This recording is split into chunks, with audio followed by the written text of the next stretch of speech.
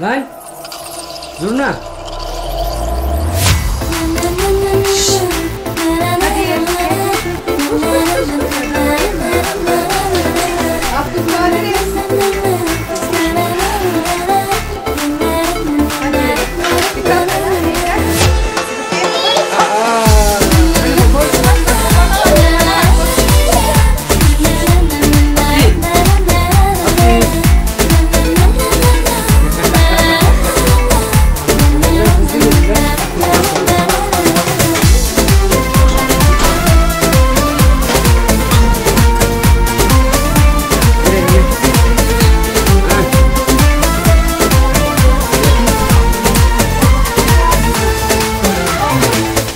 Kime soruyorum ayrılırken, aramıza girip ağlaşıyorlar.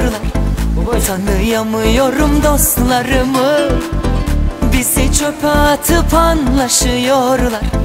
Kime soruyorum ayrılırken, aramıza girip ağlaşıyorlar. Tanıyamıyorum dostlarımı, bizi çöpe atıp anlaşıyorlar. Seviyorsun her önüne geleni, arıyorsun değerini bileni. Bu zamanda tabiata güvenip işe başlanmaz. Gidiyorsun iki kapı öteye, dönüyorsun bir acemi köleye. Güvenirsen her önüne gelene, yüzün aklanmaz. Sana bir önerim olacak hayatından,